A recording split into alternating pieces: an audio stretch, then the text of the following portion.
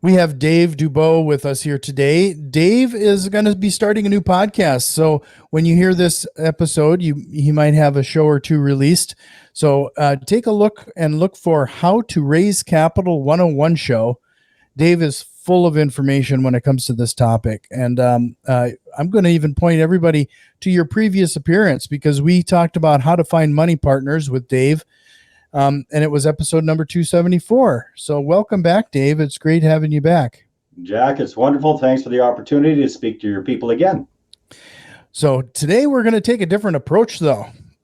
This time we're going to talk about the three biggest mistakes real estate investors make when raising capital. So I'm going to give you the floor. Let's tackle number one. And if you want to hear a little bit more about Dave's background, I'm going to push you towards that other episode because there's a lot of great information there. But Dave, let's just dive in. This should be a great conversation.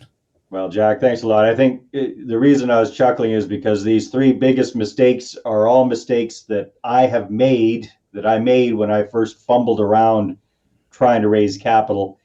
And the first one is something that just really gets on my nerves every single time I hear a guru say this. I want to reach out and slap them silly. All right. And here's what I hear all the time. Hey, you know what? Just find a good deal and the money will find you. Have you ever heard that one before, Jack? Well, I recently have started this thing I on occasion called Tip Tuesday, Dave. Uh-huh. And I think my first Tip Tuesday was a little rant exactly of that.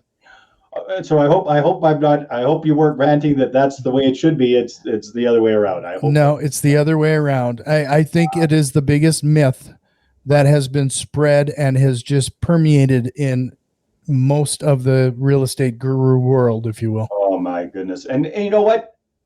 I won't blame all of them because once you get to the point where you're a guru, then it's kind of true, right? Because you've already got a platform, you already got tons of people kind of following you, you already got the word out, so you can kind of mention things and yeah, money will come to you. But what about all the mom and pops that are just getting started that hear that crap and they think that that's the way it's going to be working for them as well? So I highly, highly, highly recommend that you don't follow that advice. In fact, the better advice to follow is dig your well before you're thirsty, right? So find your investors, raise the capital first, get your investor. Here's what we do for our clients. We want to get them their investor ducks in a row. We want to get them a group of people, 3, 4, 5 people, whatever it is, who've already put up their hand. They've said, hey, Jack, when you've got a deal, I want first dibs. I want in. Perhaps they've even signed on a letter of intent or an expression of interest or something like that. You know that you've got something solid to go with before you go making offers. And when you've got your investors lined up ahead of time, then you can go and you're going to have your mojo. You're going to have your confidence and you can close on deals. You can negotiate better. You're just in a much better position. So again, like so many of the things that I've learned in life, Jack, I had to learn this the hard way. When I first was trying to raise capital back in the day, geez, it was just for a little single family home. Like a lot of people, I'd done my first couple of deals under my own steam, ran out of cash, ran out of credit. Voila, perfect deal lands in my lap. I remember all this crap that the gurus told me, find a good deal, the money will find you. But I still figured I needed to do something. But bottom line is, I was scrambling. I was just doing so many desperate things that no matter how good the deal was, my desperation just oozed out every pore and just kind of turned people off. So yeah, don't wait until you got the deal to go looking for the capital. Look for the capital first and the deals as well. Same time. Yeah, I can't agree with you more, Dave. And frankly, I really need to emphasize a couple of the points you just made there. When you know you have somebody to sell it to or somebody to partner with, you're absolutely right. The confidence level, you do excrete, if you will, confidence. There's a people want to work with people with confidence. Yeah. And if you don't know what to do or you don't know have that exit strategy, people know and smell desperation.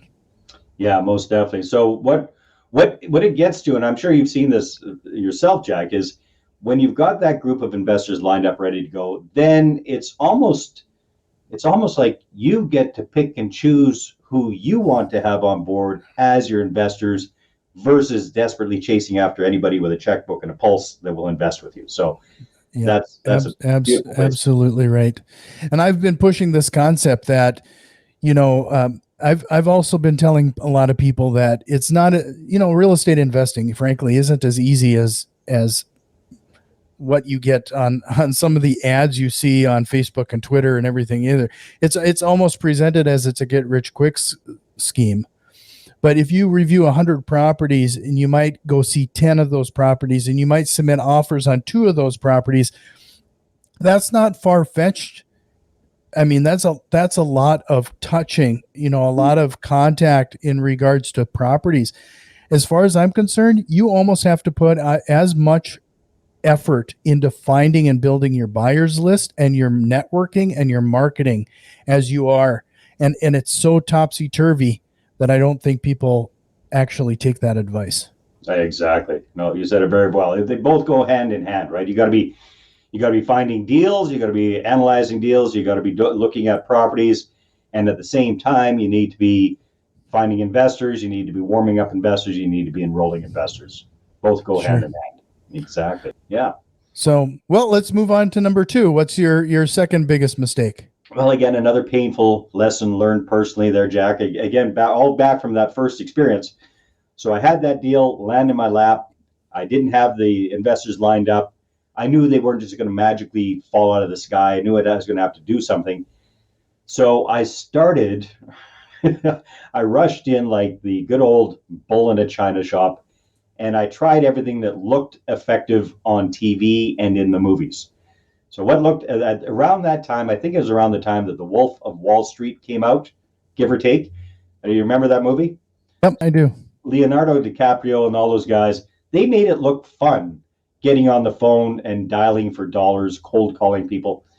I said, hey, that looks like that'll be effective. I'll try me some of that. So that's what I did. I picked up the phone, started calling people, rejection. Well, I didn't know what the hell I was doing either, but rejection. Jack, I'd like to say I did hundreds of calls and just grinded it out and made it happen, but I didn't. My fragile little feelings and my ego couldn't handle it. So I made it through about a dozen calls, said, this really sucks, and quit calling, right? So, that didn't work for me. I also heard the gurus had said, hey, if you need to raise money for a deal, go out and turn every conversation into a real estate conversation. Use your elevator pitch, your 30-second commercial, whatever you want to call it. Network schmooze up a storm, raise some money that way. So by this time, I was running out of time, so I was getting really desperate. So I went out to the local Chamber of Commerce, BNI, Business Networking International, I think Toastmasters, wherever the heck they would let me in the door with my little briefcase and my handful of business cards. There I went, polished up my 30-second elevator pitch, and pitched everybody I could come across, and raised absolutely zero capital. So again, 2020 hindsight, looking back on things, even though it was a good deal and I had structured it quite nicely, and in the future I did a bunch of deals like this and they worked very nicely. The challenge was I was just going about it all wrong. I was going at it from a position of desperation, right? Because I needed that money that oozed out of every pore in my body. It repelled people. It's kind of like that creepy guy at the bar that's just hitting on any poor woman in the vicinity. That's how it came across. So that didn't work either. All I did was get a bunch of really strange looks and people kind of making a beeline the opposite direction to me as quickly as they could. And that whole networking schmoozing thing definitely didn't work. So again, the whole idea of running in cold, doing these cold calling things. And the worst thing is, Jack, that not only did it not work, but it actually turned off a lot of really good prospective investors if I had just done things a little bit more on the classy side in the first place. So not finding the capital that way, but turning off good investors was a big reason not to do this. So you guys don't, if you're looking to raise capital, don't be picking up the phone, dialing for dollars. Don't do all that creepy, networky, schmoozy stuff that everybody else is doing. I mean, think about it, especially the networking. We got to step back for a second. So, Jack, like if you're looking for somebody to invest in a deal with you, what kind of money would you be talking about, give or take? Well, it would vary. It depends on the situation, but Yeah. more times than not, it could be anywhere from 20,000 to full on purchase in my area, which is closer to 250, 300,000. Yeah, so let's just pick something in the middle. Let's say it's 100 grand you're looking to raise. So I mean, let's be logical about this, folks. Think about it. You're going out to a networking event. You're meeting a complete stranger. You need to raise 100 grand in a week or two. How likely do you think that's going to happen with a complete stranger, right? Because for somebody to invest 100 grand with you, let me know if you agree with this or not, Jack. Chances are they need to know you, they need to like you, and they need to trust you with their money, right? Good old know, like, and trust factor. We're going out to these networking events, we're schmoozing, we're doing all this kind of stuff. Those people don't know us, they don't like us, and they certainly don't trust us with their 100 grand yet. So it just seems like such a stupid way to do it. Now, I'm not saying there's not a place for networking, there definitely is, but not when you need the capital right away for a deal. You need to back up, you need to be a little bit more strategic about things, and you need to plan it out properly. Yeah, and I have to even say, based on my personal experience, because I've tried all those networking groups that you suggested, you just brought up as well. But to be frank, all of the gurus that they're listening to are also telling them to join networking groups. So most of those people are in startup businesses. They're trying to build their network. Yeah. And let's be honest, most of the people that have the kind of money that we need are not likely going to be in those groups. Exactly. I mean, so I typically ended up finding that I'd have to ask the people, we'd have coffee one-on-one, and I would just say, who do you know that might? Smart. Yeah. Because if they did and they were interested, they would raise their hand. If not, I could use their network to build my network. I mean, right. That was really but it was a slow play, right? You weren't looking very slow play. Very slow play. We're not looking to raise that 100 grand next week from that relationship, and that's the challenge. So many of the gurus out there are making it sound as if you can use the networking and that sort of thing to raise capital really, really quickly, and it very, very rarely works that way. And to be honest, I got the Go Giver book right here. If you probably read that book. And when I was dealing with any kind of networking, it's really I'd recommend people read that, because it's all about give until it starts to pay off. I mean, it's really showing value to your network. Well, and I'd love, if you don't mind, Jack, I would love to unwrap that for a second. So what are some examples of the ways that when you're networking that you can give first? Because I see so many people do the exact opposite, right? They're just rushing right in, going for the kill right off the bat. Well, one of the easy and slow hanging fruit is that I was so active in these networking groups, and I was trying to get in front of as many people as possible. I would know and I would get to know all these people. So if they were working on a project or if they had a need, I was likely, you start becoming the guy who knows somebody else. You're the connector. So I was a connector, and that's actually in the Go Giver, you become a connector. And so I would do warm introductions to different people, just to help them out. It sounds like you just become a phone directory, but there's a lot of value in that. That's huge. I mean, you're a trusted source for both sides of the equation there. So that puts you in a wonderful position. That puts you in a position of trust. And again, it's all about that know, like, and trust factor. And think about it. You're giving first. You're getting to know the person. They're liking you because you're doing them a favor. They act on that favor and it works out nicely. And that just, what does that do for that trust factor, right? It just puts that on overdrive. So again, that's definitely the slow play, but that's the smart way to do it. So hats off to you for doing it that way, my friend. So, well, let's move on to the next. What's your the biggest mistake? Well, this was another one I made, and it kind of ties into the whole networking thing. And that is thinking that everybody and anybody with a pulse and a checkbook would make a good prospective investor. And at least in my personal experience, that's definitely not the case. And that's part of the challenge, like you mentioned, with these networking events and just going out. A lot of those people are out there looking for business themselves. They're not looking to invest 100 grand in you and your deals. In fact, quite often they're needing to get business from these networking events themselves. So they're not your ideal prospective investor. And then, so we also have to think, getting back to that know, like, and trust factor, you're going after complete strangers. You have to build that relationship from scratch. So again, that's where that go giver idea makes so much sense. You're building that relationship, but that's still going to take time to do. So instead, if you're looking to raise capital and you want to do it faster, sooner rather than later, I'm going to recommend that we really, really laser focus in on people that you already have a pre-existing relationship with, right?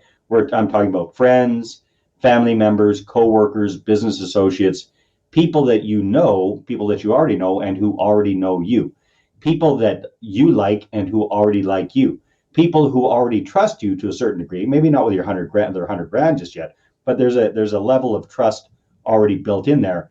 Then you're putting yourself on the path to success so much faster, right? Because you've got those things, you've got at least two of those three things taken care of: the know factor and the like factor. Now we just have to work on that trust factor. So instead of just going out there blind, trying to network up a storm, especially when you're just getting started with raising capital, I would recommend that you do the opposite, that you really, really focus in on people that you have that pre-existing relationship with. So what we always recommend is create a target group of somewhere between 100 and 200 people that you know, right? Friends, family members, coworkers, business associates. If you're freaking out, if you're thinking, hey, Dave, I don't know 200 people, chances are you do actually. All you have to do is go into your cell phone, get all your contacts out of there, go into your social media, get all your contacts out of there, go into your different email accounts, get all your contacts out of there, put them in one place, and chances are, instead of having to come up with 200 people, chances are you're going to have 1,000 or 2,000 people that you're going to need to whittle down to a couple hundred people that you actually have that pre-existing relationship with. So let's focus on those folks first. Let's get started on the right foot instead of just charging in like Dum Dum Dave did, like, I got a deal, have you got any cash?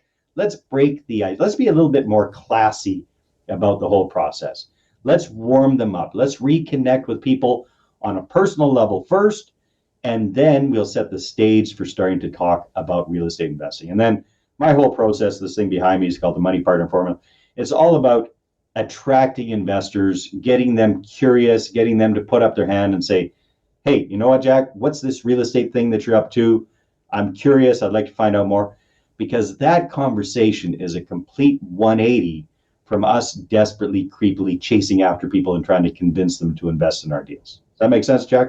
Yeah, it sure does. So if somebody wanted to take a closer look at your 5-step formula, where could they track that down so they could study it in a little bit more detail? Well, you know what? I'm just launching a brand new podcast right now myself, Jack. It's called the Raise Capital 101 Show, How to Raise Capital 101. And wherever you listen to podcasts, you can find that, or you can go to raisecapital101show.com. And the first 9 episodes of the show are a little mini course on what I call my money partner formula. So that way folks can go through that, they can listen to it, and they can get a little mini course on exactly how this whole process works. Yeah, that's really great. And it's it becomes part of that, going back to the go giver, the whole, if you're freely giving it away, even though they're mini courses in 9 episodes, that's definitely worth tuning in and binging especially those 9 episodes. So I'll make sure to have that link in the show notes. But you just mentioned rekindling these relationships. Yeah. Because I think that's really something that we should take a second and focus on, because I don't think there's anything worse than calling somebody that you haven't talked to out of the blue and immediately, hey, how are you doing? I'm doing great. What's the weather like? Do you have $100,000? It can be disastrous too. Well, I think we've all, one way or the other, we've experienced that. Maybe not with somebody hitting us up for 100 grand for a real estate deal, but we all have had that friend or family member get into network marketing or MLM, or perhaps we've been that friend or family member. We've given that a crack, right? But you know what I'm talking about, right? Somebody called, I can still remember it. My ex-sister-in-law called me up out of the blue one day. I hadn't heard from her in years, and it was exactly that, chit chat. Oh, by the way, have you heard of Wonder Goop? and how great it is, all this kind of stuff. And she's trying to get me enrolled there. It's like, oh my God. So we don't want to come across that way. So Jack, would you like me to kind of show you what the Yeah, I think you better let's break it down a little bit. All right, perfect. So I'll show you exactly what to do. This is what we do for our clients, and it works like gangbusters. So we call this the warm-up campaign, And here's how it works, Jack. We create that list of a couple of hundred people, right? I call that our dream 200 list of prospective investors. And before we start marketing to them, we want to break the ice with them. We want to warm them up first. But we also want to do this in an efficient and in an effective manner. So the best way I've seen to do this is via an email campaign. And it's really quite simple. It's just 3 simple emails sent out over about a 1-week period. So it might be Monday, then Wednesday, then Friday, for example. So this would be the first communications we're sending to this list. And the way you can do it is through an email autoresponder program or some sort of a CRM program, client relationship management program. And that way you can create one email and it gets sent out to all 200 people, but it's personalized for each person. Does that make sense, Jeff? So we send out 3 of these. And here's the trick. We got to mix it up a little bit. So the first email that we send out is what I call the Christmas letter from Aunt Nadine. Now, Jack, you're a younger guy than I am, but I remember back in the day when I was a kid, this was way before the interwebs, way before cheap long distance, anything like that. People used to actually keep in touch by writing letters because when I was a kid, a long distance phone call cost the equivalent of minimum wage per minute to make a phone call. So it was only life and death that you actually called people long distance, right? So my Aunt Nadine, what she would do, she was smart.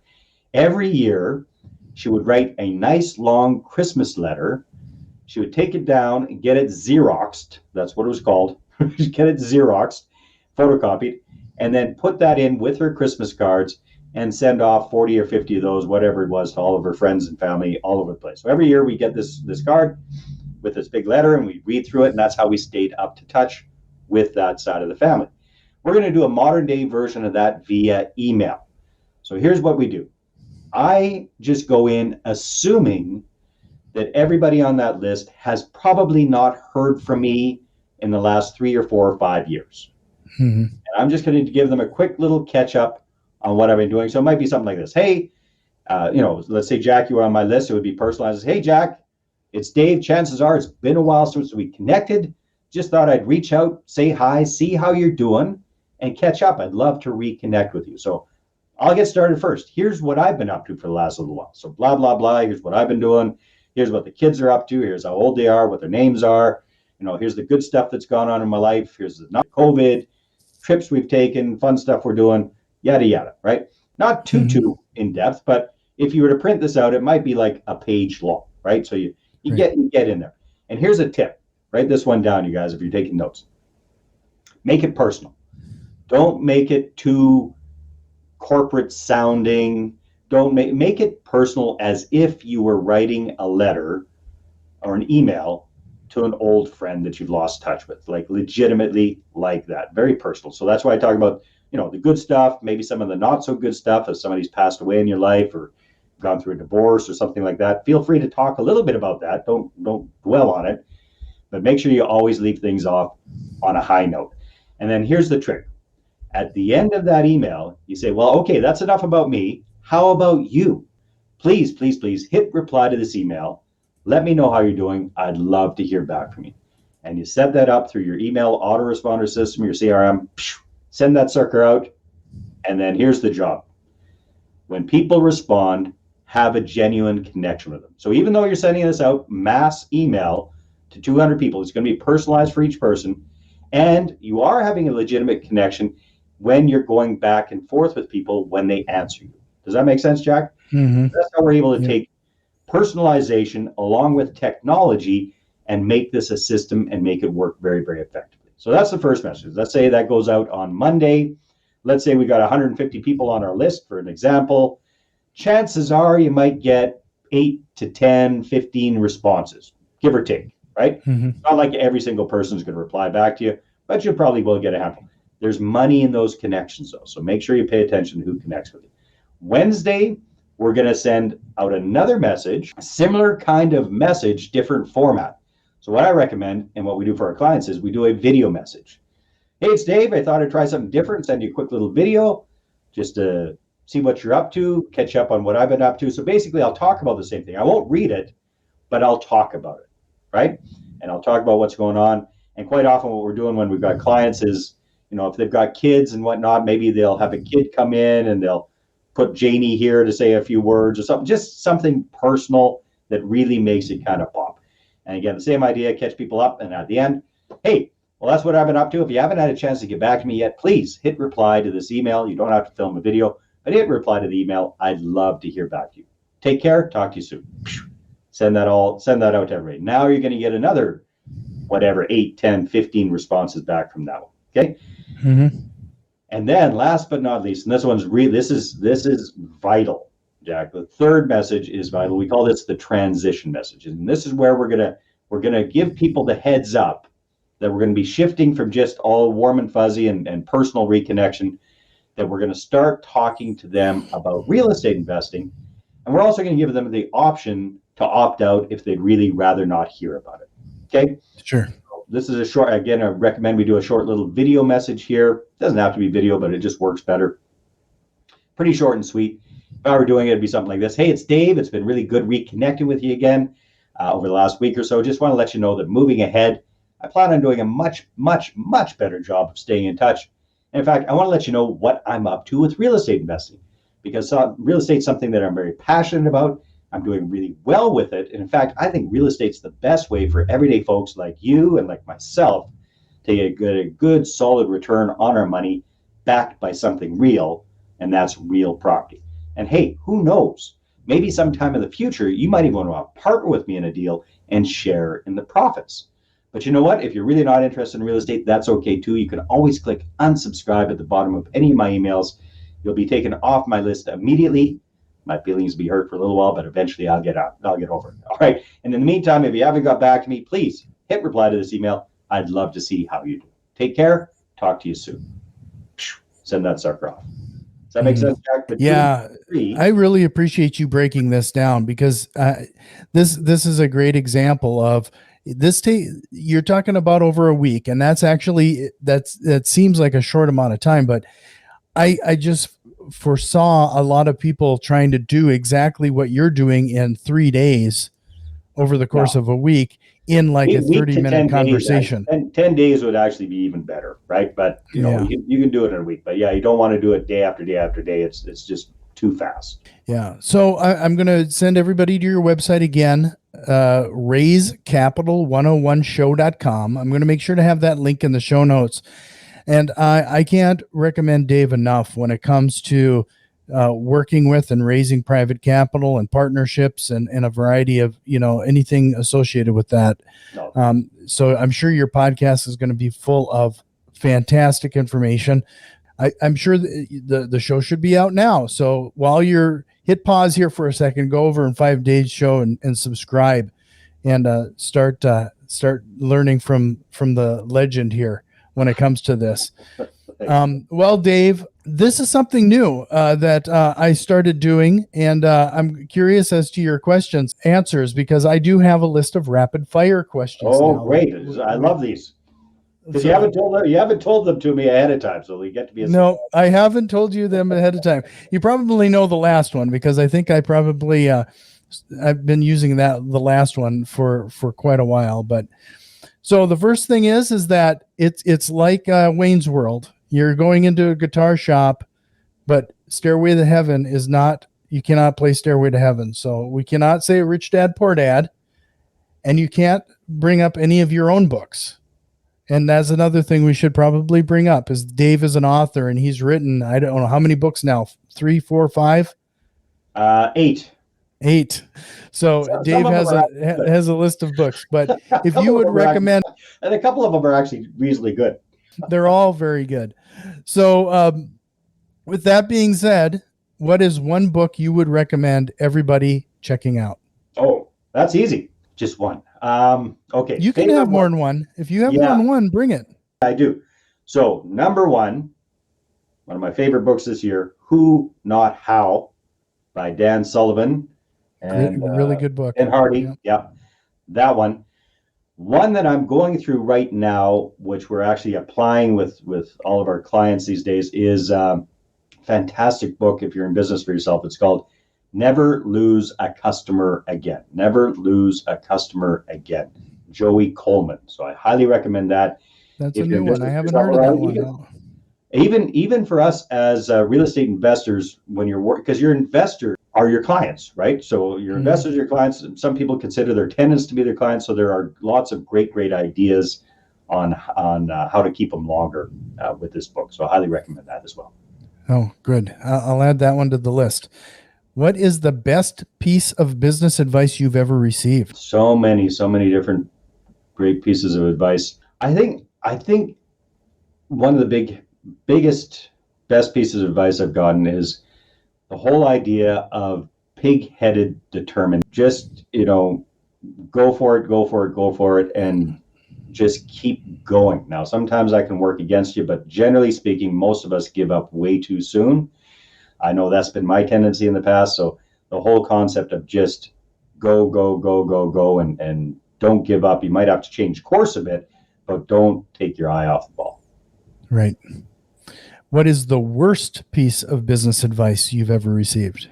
Oh, the worst piece of business advice I've ever received is just find a good deal and the money will find you.